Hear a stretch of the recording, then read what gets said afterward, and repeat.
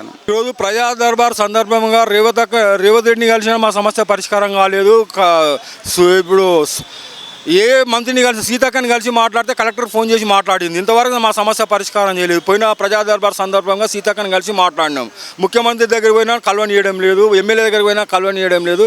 మాకు 5 ఎకరాల పొలం ఉన్నది, ఆ సబ్సిడీ మీద ట్రాక్టర్ ఇస్తే వ్యవసాయం చేసుకుందాం. లైసెన్స్ కూడా లేదు, లైసెన్స్ ఇప్పించడానికి కూడా వీళ్ళ కామన్ సెన్స్ లేదు, సిస్టమేటిక్ లేదు. ఈరోజు ఎవరిని కలవాలి, ఏం చేయాలనేది ఈరోజు ప్రజా దర్బార్ సందర్భంగా ప్రజా దర్బార్ రావడం వల్ల ఏ మంత్రి అందుబాటులో లేడు. ఏ మంత్రిని కలిసినా మా సమస్యలు పరిష్కారం చేసే పరిస్థితులు. ప్రజలకు ఆత్మహత్యలే పరిష్కార మార్గం, ప్రజల సమస్యలకు పరిష్కార మార్గం ఈరోజు మీడియా ద్వారా తెలియపడుతున్నది ఏమనగా అంటే, రేవంత్ రెడ్డి ఏ విధంగా అనుకుంటుండంటే కేసీఆర్ హీరో జీరో ఏ విధంగా అయిపోయిండో రేపు రేవంత్ రెడ్డి కూడా జీరో కాక తప్పడు.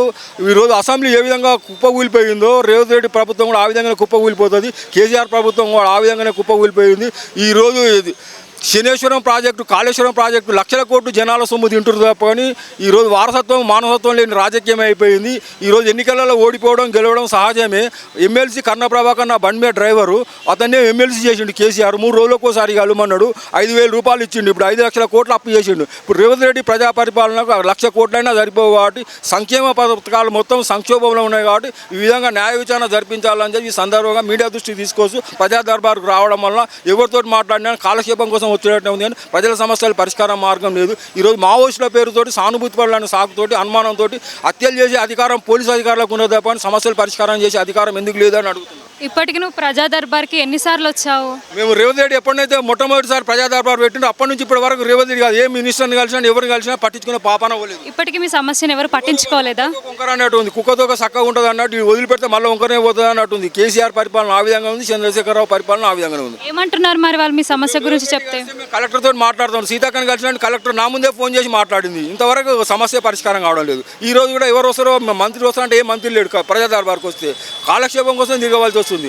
క్షణాలలో పరిష్కారమైన సమస్యలు జీవితం మొత్తం వీళ్ళ చుట్టూ తిరగవలసి వస్తుంది, లేకపోతే ఆత్మహత్య చేసుకోవాల్సిన పరిస్థితి వస్తుంది. ఇప్పుడు మావోయిస్టులతో సమస్యలు పరిష్కారం అయితే వాళ్ళ దగ్గరికి పోదు, వాళ్ళ దగ్గరికి పోమని చెప్తారు. ఈ పోలీసు రాజ్యమా ప్రజాస్వామ్యమా? ప్రజాస్వామ్యంలో హక్కులు లేవు కదా. రాజ్యము, రక్షణ, రాజ్యాంగము, రాజ్యాధికారము, హక్కులు, ఆయుధాలు, శాసనాలు. ఈరోజు ఎన్నికలు ఓట్లతో ప్రజల సమస్యలు ఎందుకు పరిష్కారం కావడం లేదు? ప్రజలు ఎన్నికలు వచ్చినప్పుడే ఇప్పటికీ మీ సమస్యను ఎవరు పట్టించుకోవట్లేదు కదా, మరి మీరు ఏం చెప్పాలనుకుంటున్నారు? ఇప్పుడు చంద్రశేఖరరావు ఏ విధంగా భూముల సమస్యలు పట్టించుకోక భూస్థాపితమైండో రేపు రేవంత్ రెడ్డి కూడా భూముల సమస్యలు పరిష్కారం చేయకపోతే ఆ విధంగానే భూస్థాపితం కాకతప్పడని ప్రజా దర్బార్ సందర్భంగా రేవంత్ రెడ్డిని హెచ్చరిస్తున్నాం. ఈరోజు కేసీఆర్ ఏ విధంగా ముఖ్యమంత్రి పదవి శాశ్వతం అనుకుంటుండో రేవంత్ రెడ్డి కూడా ముఖ్యమంత్రి పదవి శాశ్వతం అనుకుంటుండో రేపు వచ్చే ఎలక్షన్లలో ఓడిపోవడం తప్పదు. కేసీఆర్ కూడా ఆ విధంగా నేను ఎప్పుడు ఓడిపోను, శాశ్వతంగా ముఖ్యమంత్రి పదవి శాశ్వతంగా ఉంటుందని రాజశేఖర రెడ్డి ఆ విధంగా అనుకుంటూ, చంద్రబాబు నాయుడు ఆ విధంగా అనుకుంటూ, ఇప్పుడు రేవంత్ రెడ్డి ఆ విధంగా అనుకుంటూ, కేసీఆర్ ఆ విధంగా ఏది శాశ్వతం కాదనేది ఈ సందర్భంగా తెలియపరుస్తుంది.